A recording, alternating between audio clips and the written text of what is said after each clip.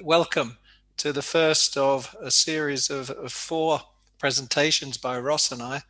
And just to sort of put you in the picture of where the two of us are interacting with the group, today is about looking at the history of organizations, and I'll explain more about the reason for that in a moment. And then the next stage is the designing of organizations that are built for change, and that will be Ross giving us that talk tomorrow. And then on 2 o'clock European time, so I'll be asleep, whilst Ross is discussing the principles for designing organizations built for change. And as you'll see in our last presentation, the principles part is a very, very integral and important part of the future of organizations from our point of view. And then at 6 p.m. on Thursday, Ross and I will introduce you to the framework and the main structural approach of our research and the work we've been doing over quite some period of time. And we'll do it in outline and then follow up with a Wonder Room discussion for anybody who wants to discuss the ideas that we have. So that's basically what we'll be doing over the next 3 days. And so what are we doing now? Why are we looking at the history of organizations? Okay. Some time back, quite a while now, Ross and I were a little frustrated after what looked like a seemingly linear world of organizations that were trying to cope with continual change. And also we felt that change processes that were being used were not really hacking it.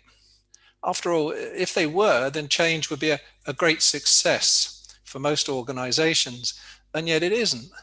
The failure rate of change seemed to remain too high, albeit we could not find one reliable statistic in this respect. And there's lots of percentages quoted, but there's nothing of any substance that we've found. And whilst the terminology has changed frequently and processes were systemized and computerized, organizations seem to stay the same, lurching from one episodic change process to the next.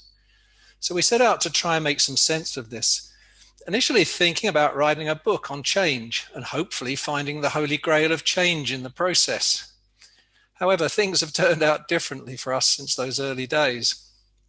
As organizations moved to including their own change managers as part of the leadership framework, the role of change professionals is also called into question. What is their future role? At the same time, we asked ourselves, are organizations designed for these internal change leaders sprouting up in all manner of roles? And so we changed course, and we started to, right from the very beginning of business as we know it today. And there were many surprises along the way. And so this presentation, as I said, is the first of a series. And in our search for the future of organizations, we explored a very, very wide range of sources across all manner of sciences, nature, and history.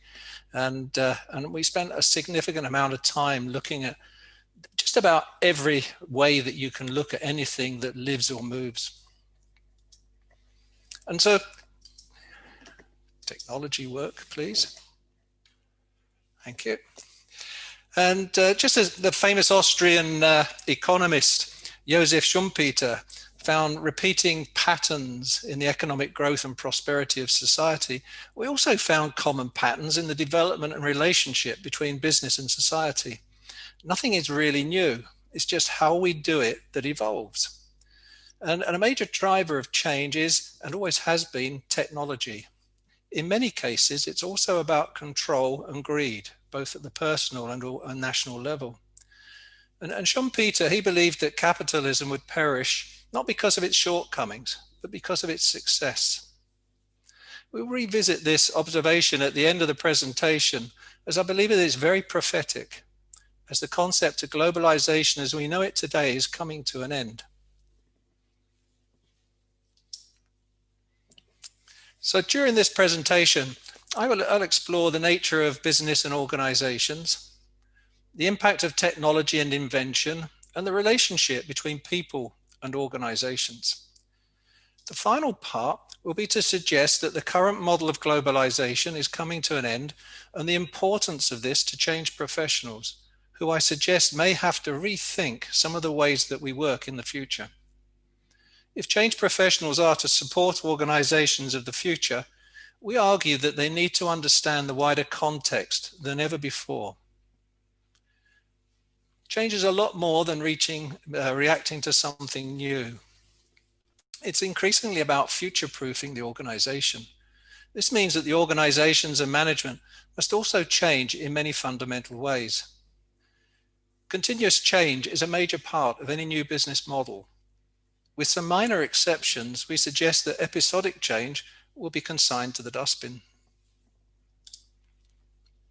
In preparing for this presentation, I've researched and I read a wide range of views from a large number of sources. The associated copyrights remain with their respective holders. I only quote and use their materials in the context of them being in the public domain, as well as for education purposes and fair use. No copyright infringements are intended. So we're going to take a trip down memory lane, and we're going to start at 200 BCE and work our way forward to today. And the reason for this is when looking to the future and looking at new ways of thinking and doing things, we think it's considered irresponsible if the past is not reviewed for clues as to the reasons behind decisions and associated outcomes. After all, reflection is a major part of learning and development. So over the next 30 minutes or so, I'll revisit some key periods in history in an effort to make sense of what is happening today, the future and how we react to change effectively as it unrolls or even predict it and ride with it. The content is not exhaustive and yet probably representative for our purposes here today. I want to go right the way back to the early part of an exciting period in Indian history. During the post-Mauryan period in India, guilds came to play a crucial role in the success of both domestic and international trade. And known in India as Shreni, the guilds can be described as associations of professional people, merchants or artisans. They acted variously as trade unions, cooperative organizations, regulatory bodies, or even banks. Each craft guild oversaw the rules of work, the quality control over finished goods, the fixing of prices, and the recruitment of labor. Foreign trade during this period was highly developed. There was significant advancement in the field of science and technology. They not only used iron for items of war and social implements, but also manufactured steel. Indian iron and steel, including cutlery, were in great demand in Western Asia. According to the Roman writer Pliny, the Romans were prepared to pay anything for Indian cutlery. Indian trade was so strong, it forced the Roman government to impose a ban on the import of pepper and steel from India, an early form of protectionism to prevent insolvency. Practically no part of India was left untouched by the developments resulting from increased foreign trade, which also added enormously to both urban and rural prosperity. The use of foreign trade for prosperity through technical advancement and unique craftsmanship, coupled with the important role of the Shreni, arguably sets a sound foundation upon which many of today's business models emerged.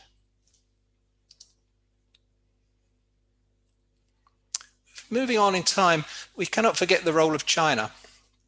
China was a very creative and industrious society that brought about significant learning and discovery, much of which has become lost in the minds of Western society as a result of the Chinese Revolution and its self-imposed isolation from much of the world at this time. A major aim of the current Chinese Belt and Road Strategic Initiative is part of their wish to restore their global position, as well as national pride and confidence.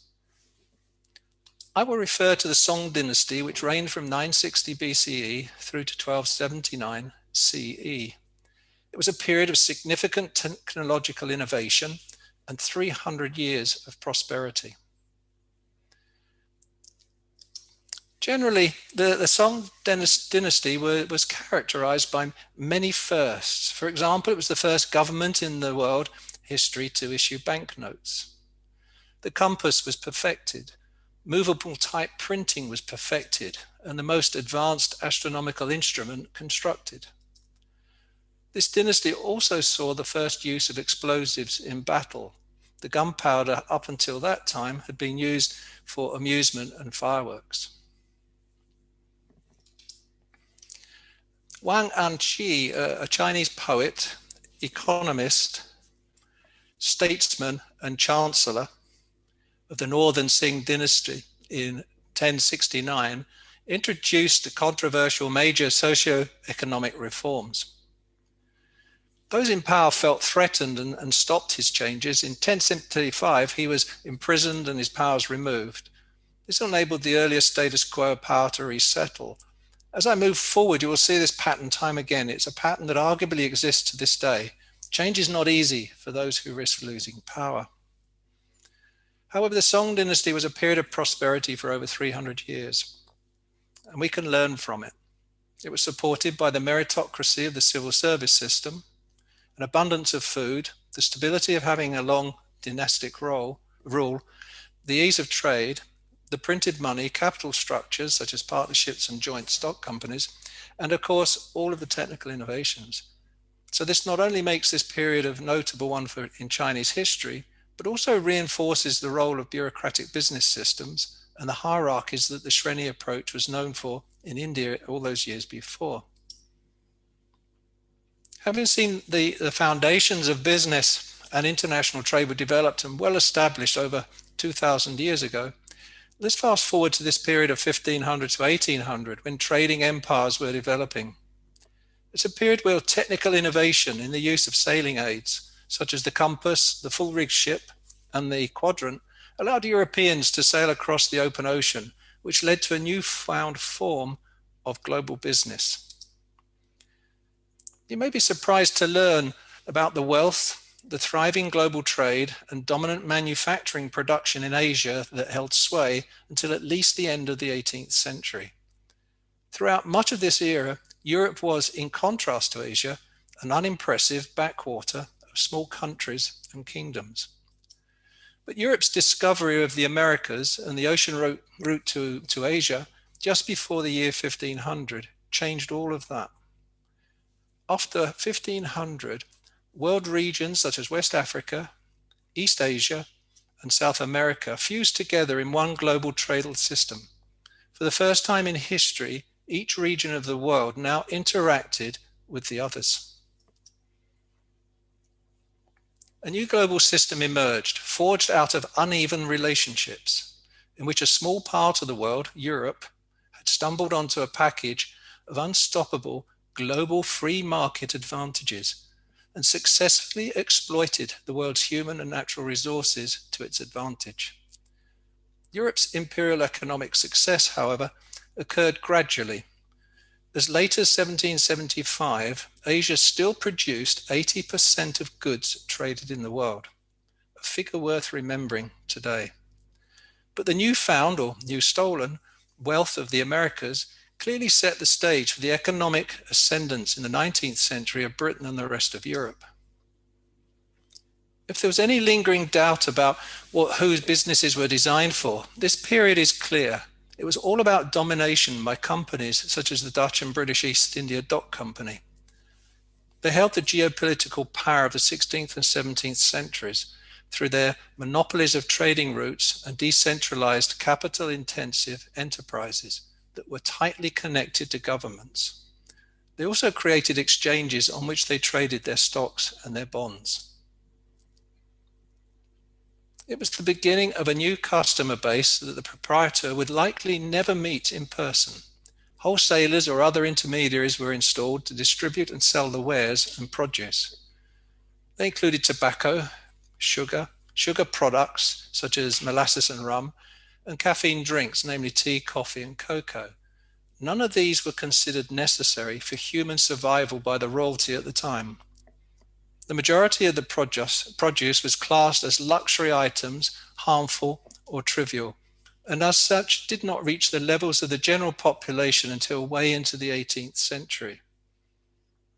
Against a background of social inequality, technology progressed at a fast rate. Not only industrial items, but also personal and social articles. Life for the ordinary people began to improve. In the period 1760 to 1830, the Industrial Revolution was largely confined to Britain. Aware of their head start, the British forbade the export of machinery, skilled workers, and manufacturing techniques. Two English brothers broke the ban and brought the Industrial Revolution to Belgium by developing machine shops at Liège, and Belgium became the first country in continental Europe to be transformed economically. Like the British, the Belgian Industrial Revolution centered on iron, coal, and textiles. As the technology progressed, so began the emergence of business families, partnerships, and individuals who were able to capture the advantages of mechanization. Steamboats helped them to lower distribution costs, and they started to specialize in areas such as finance and transport. It was during this period between 1790s and 1830s that the firm itself became the primary unit for value creation, an important milestone as they focused on achieving high production efficiency with low cost. Customers regarded as passive, and they had no impact on the production process or business. Companies grew bigger, and great industrialists began to make their mark on society. They understood the advantages of more advanced accounting methods, and salaried middle managers began to emerge in the workplace, which was predominantly brutal, with 14-hour days and seldom a break, all for very low wages. Poverty was rife. Towards the end of the 18th century, organizations began to understand the importance of customers, and they saw that quality and innovativeness were not sufficient for selling their products. Consequently, the selling concept became a prominent topic. The Industrial Revolution created the concept of scale and the need for the equivalent of customer service teams. The majority of continental Europe was much slower in becoming industrialized for a whole range of reasons, including the French Revolution and the unification of Germany in 1870. But once begun, Germany's industrial production grew so rapidly, but by the turn of the century, it was outproducing Britain in steel and had become the world leader in the chemical industries. The rise of the US industrial power in the 19th and 20th centuries also far outstripped European efforts. And Japan, too, joined the Industrial Revolution with striking success. It was not until the 5-year plans that the Soviet Union became a major industrial power, telescoping into a few decades the industrialization that had taken a century and a half in Britain. The mid-20th century also witnessed the spread of the Industrial Revolution into hitherto non-industrial areas, such as China and India. Using a combination of ever more innovation and reductions in transport and communication costs, the industrialists began integrating different industries into their control.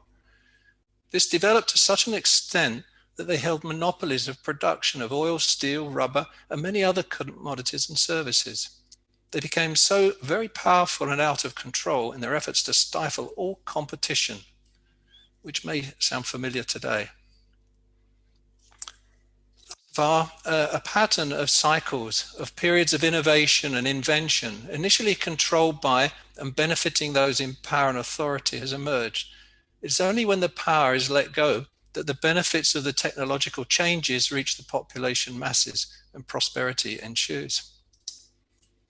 So let's now move forward to the period of the 1920s to the 1970s. This is an important period for the management and control of business today, as many are built upon the legacies of this period. The Roaring Twenties was a period of economic prosperity with a distinctive cultural edge in the United States and Europe, particularly in major cities. In the US, a surging economy created an era of mass consumerism. This period includes the devastating financial crash in 1929, which led to the significant hardship and collapse of businesses worldwide. As the recovery began in 1938, Europe was moving towards the beginning of the Second World War. The world's economies were virtually bankrupt, and industry was struggling to return to civilian production. Luxury was for the few. The 1950s onwards saw the beginning of the reconstruction of a new global economy. The US dollar became the world's major reserve currency. US corporations assumed leading positions in many industries. Europe and Japan spent the immediate post-war decade undergoing extensive reconstruction, which led to significant development of business infrastructures and increased employment. There remain many restrictions on the flow of capital, trade, and people across borders. Foreign companies were entirely excluded from the communist world. And during the middle of this decade, there was a comprehensive reduction of barriers to trade in manufactured goods. By the end of the 1960s, however, the illusion of fun and high unemployment was beginning to fade in many parts of the world. At the same time, the US-inspired drive for trade liberalization showed a loss of momentum as the US balance of payments deficits began to cause concern about the scale of foreign imports. With trusts outlawed by the 1920s, the founder-led firms were replaced by professionally managed corporations, owned by retail investors and run by powerful executives. This was the age of the firm that defined much of what happened in the developed economies during the 20th century. The introduction of Taylorism in the work processes reinforced the need for clear and defined ways of working. It heralded the quasi-scientific management system that encouraged the rise of management as a career that was separate from ownership. And by the 1960s, those managers were running a rapidly expanding universe of sprawling conglomerates. This arguably peaked in the 1960s, and cost reduction through lower headcounts and fewer managers became popular from the early 1970s onwards. Buying power had become important as consumers were targeted by sales and marketing techniques that were predominantly one way, from the firm to the consumer. The 1970s were famous for the turmoil that led to a new way of thinking about business, consumers, and companies. There were fuel shortages, industrial unrest, racial tensions, and so on. Rapid progression in technology, globalization, and economy led to radical changes in social and business life. The consumer buying power increased in line with economic conditions, and the choice of goods for the customer continued to expand as more countries joined the global world of commerce. Changes in technology also moved the customer's relationship from communication monologues to dialogues. The customer was learning to make its own decisions and expressing its own needs as opposed to purchasing the products of mass production. The beginning of the new customer behavior was plain to see by the future entrepreneurs of the internet age, even if they did not recognize it at the time. In parallel to these changes, the business emphasis turned to unlocking the value of the assets hidden in the large, oversized conglomerates. Encouraged by tax incentives and regulation changes, executives became disciplined by debt and incentivized by huge rewards tied to shareholder interests. This resulted in a boom of leveraged buyouts. Shareholder value dominates to this day. It leads to short-term decision-making and lack of investment, particularly in technology, which requires a longer-term view and investment. So what is the situation today? We have seen that technology has been a significant influencer of changes in the way that business has developed. Today, we are in a world of constant change where technology is impacting society and business probably greater than at any other time in history. For example, a major element of personal life today is the use of computers, and they have arguably changed the social world completely. The Altair 8800 computer, it's quite astonishing considering that the personal computers were not a reality till this came along in 1975. And it was a self-kit for assembly, a bit like the IKEA of the computer world. And their impact was very limited until the notion of the World Wide Web entered our lives in 1989. Became the internet just 30 years later, so just 30 years ago in 1991. Much has happened since then with the iPhone, moving masses into true personal mobility and eventual social connectivity after its introduction in 2007. To what extent has technology had the same impact in the business world? Let's have a brief look at the role of technology and its relationship with business organizations. Throughout history, technology has played a major role in the development of business.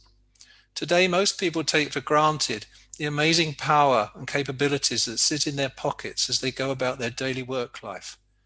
It hasn't always been like this.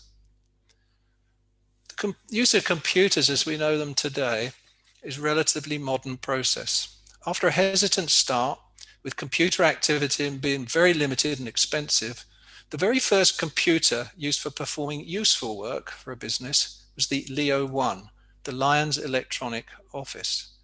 Leo became the world's first automated office. It was developed with and for the English company J. Lyons and Company, a food manufacturer, baker, restaurant and cafeteria and hotel company. It was later purchased by ICL, and versions worked commercially until 1981. Today, a tiny hearing aid or a mobile smartphone has many thousand times the storage capacity and speed of Leo, which needed to occupy a large room. Now, there may be some people who are here today who have never witnessed or experienced such a computer, and this is what they sounded like.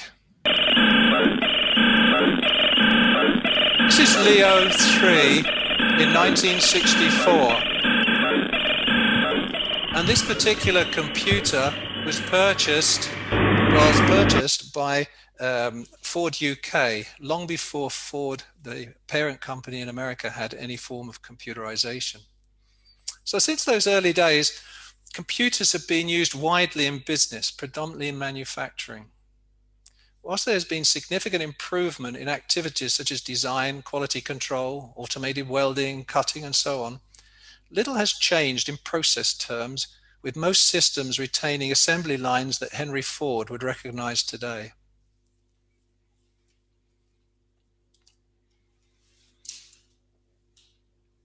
The good news is that technology is now moving forward in industry faster than ever before. Increasing use of artificial intelligence, Internet of Things, and robotics enables more sophisticated and human-free processes to take place. However, the progress in the office has not been so successful. Leo 1 brought office automation into the business world in 1953, and since then, little has changed. The speed has certainly increased by various forms of electronic data transfer. The storage of paper files has almost been made redundant by data storage systems for the cloud, and so on. In essence, it's the same office activities being undertaken by computers wherever possible, the focus being on optimization of activities and improving speed at the lowest possible costs. If you look around your offices at work, you will see pretty much the same processes as over 100 years ago, just quieter and quicker. The promised future of offices and paperless businesses have yet to arrive. However, one aspect of the office and work that has changed significantly and is a major key to the future of work is the introduction of mobile devices.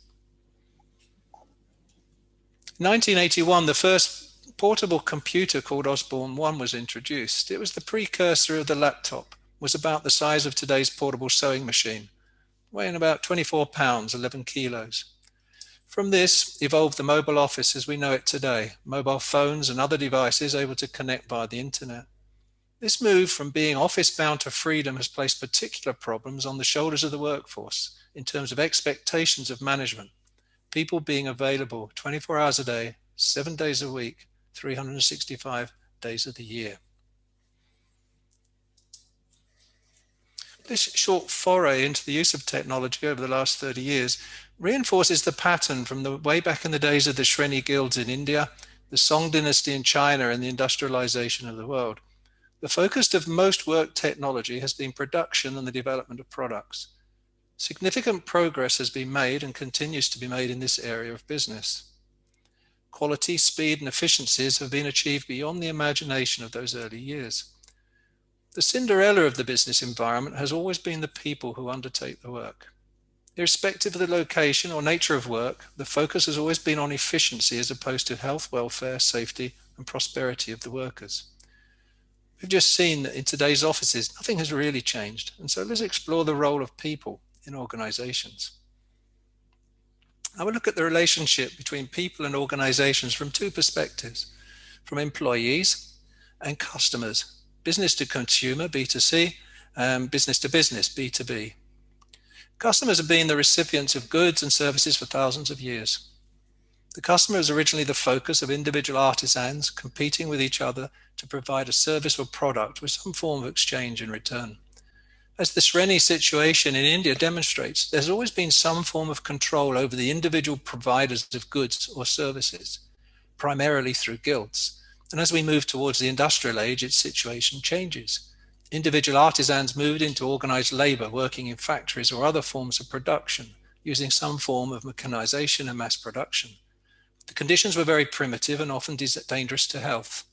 The owners of the companies and their representatives were often brutal, and there was no welfare state for the majority. Over time, the conditions of the workers improved.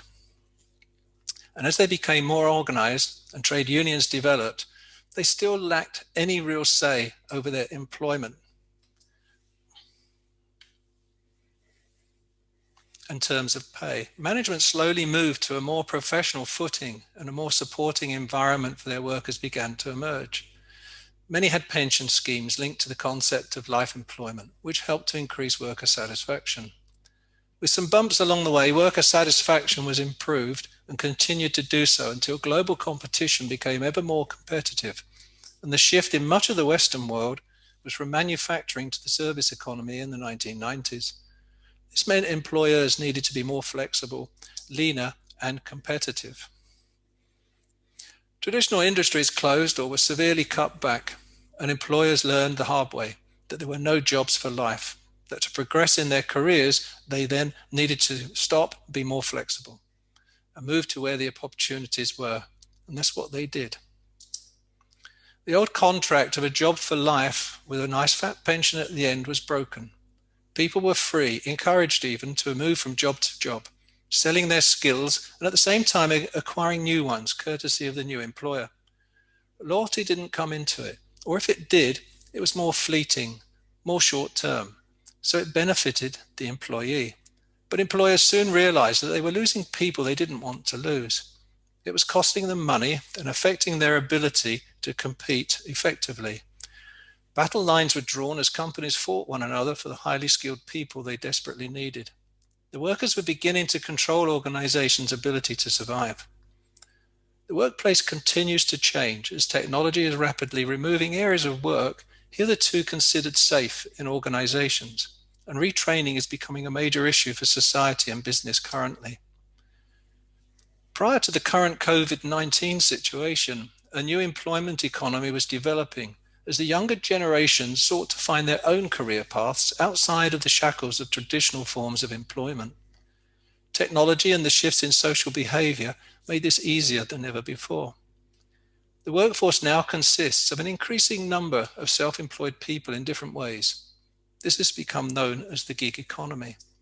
For some, this has led to high-value work as digital nomads, local or global locations. And for others, minimum wages and poor working conditions, often referred to as the Uber world.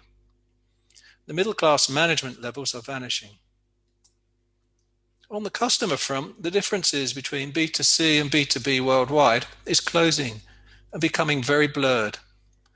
Both groups want personalized products and services, and at the same time, Amazon-like approach for their business. They have become what I term as the B2Me generation. Customers now have a wider choice, and the suppliers of those choices are available around the globe 24 hours a day, 7 days a week throughout the year. The very technology that businesses have used to hone their operations is now probably their largest threat to survival. Particularly small to medium enterprises, the breadbasket of most economies, who lack basic IT systems in many industries and still rely on hierarchical paternal approaches to business. The challenge for businesses today is not only to attract the skilled personnel that they need, but also reframe their ideas of what a customer really means in a 24/7, 365 world of choice. So how does this help us? During our historical excursion, we have identified that there are fairly consistent cyclical elements and patterns of behavior. Each of these waves has led to a period of prosperity and maturity, which then declined into a period of crisis and recession before the next revolution took off. What is important to understand is that we are now in a period of crisis and recession and have been since around 2008. The dot-com boom that was born from the age of IT in 1971 should have led to a golden age of sustainable global ICT. It hasn't. Previous golden ages provided steady growth as the technology rolled out. Worldwide growth has been stagnant since about 1973, with a blip in the late 1990s. The previous periods of growth were funded by production capital derived from profits. This is not happening as underinvestment and retention of capital has been and still is the trend.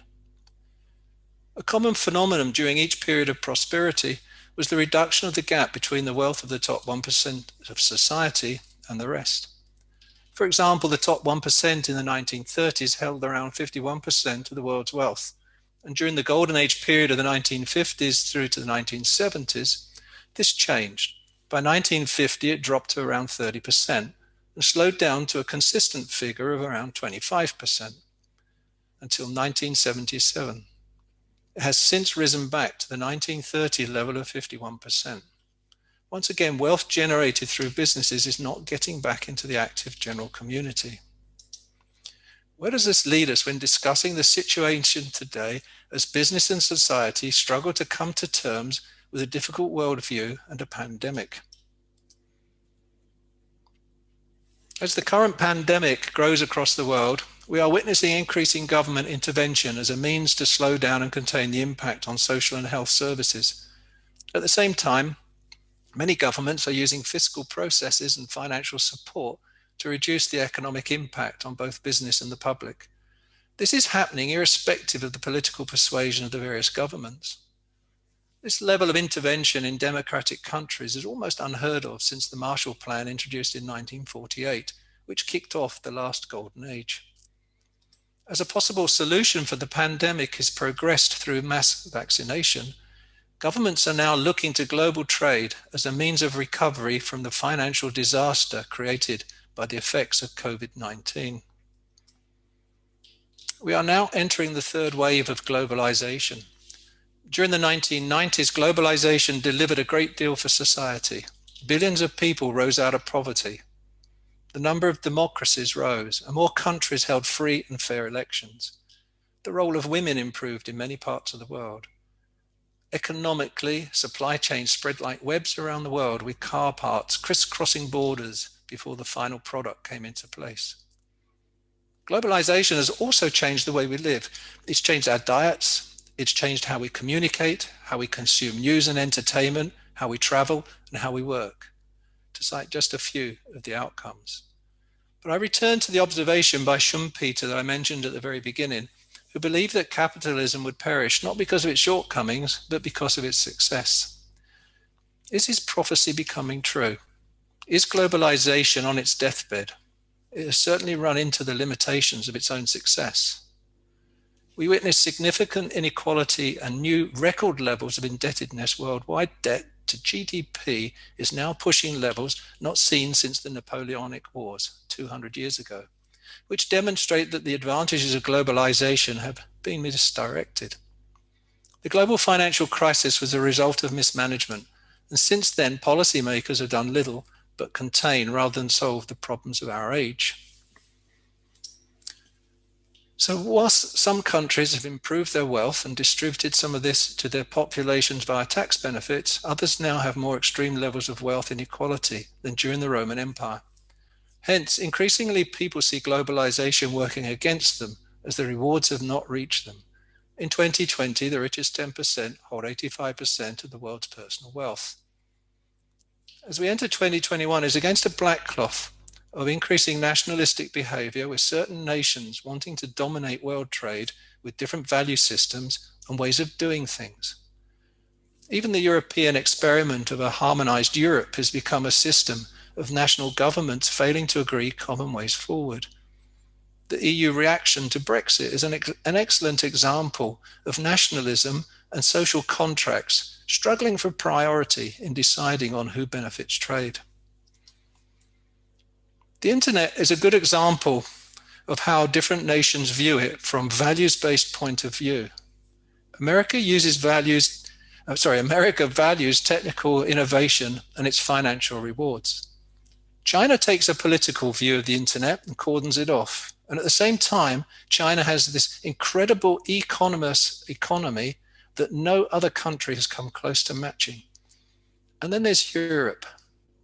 And in Europe, a conversation about the internet is effectively about data and privacy. So there you have it, one common problem and three increasingly different competing views. We can already see this divergence of views and ideologies is appearing across a wide spectrum of situations and the values associated with them. As we look to the future of trade and business, which model will follow the dying globalization of intertrading and competitive chivalry?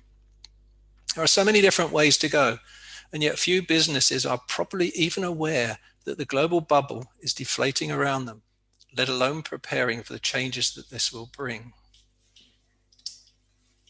We began in 200 BCE and identified a repeating cycle of birth, prosperity, death, and renewal of business, with each kicked off by discovery, invention, and innovation. As the technology grew old and reached mass distribution, prosperity began to wane until a new wave of technology emerged. In recent history, there have been 5 such waves. The first was in 1771, the second in 1829, the third in 1875, and the fourth in 1908. The age of information technology and telecommunications is the 5th wave, and this is said to have begun in 1971 and is yet to mature and bring the promised prosperity. It is argued that this is the result of the money gained through commerce not re-entering the market through consumer wealth. The role of the workforce has always been to operate the machines and mechanisms of the business in return for some form of benefit for themselves. These benefits have been scant and extremely hard earned through most of the period up to the years that followed World War II. The fight for recognition and just rewards has been a bloody journey and in some ways continues today in many parts of the world. The nature of work and employment methods is undergoing a significant change as a result of technology, enabling a generation to take more control of its role and the nature and place of work. Currently, emerging technology is so sophisticated that it has the potential to either destroy work as we know it today, or invigorate society and enable it to enter a new world of machine-human coexistence for the benefit of all society. It is against this backdrop that the global business model is struggling to cope. As power shifts around the globe to the very areas of Asia where we started our journey in 200 BCE, the Western models of fiscal and business development are under pressure like never before. I suggest that we, as professionals, are to be more successful in bringing about the changes needed by business and society. We must also understand their evolving world at a different level. The challenge is to identify what that means. In doing so, help clients to develop their organizations through future-proofing them. This may mean challenging much more than just the assumptions of what we can work now. With this in mind, Ross will examine the traditional and current ways of supporting organizations in change. How many can really help in the future? What does this mean for the profession of change management? These are just a couple of a multitude of questions that come to our mind. And so our challenge for the future is to support our clients in a way that takes them forward and the models that we need to develop.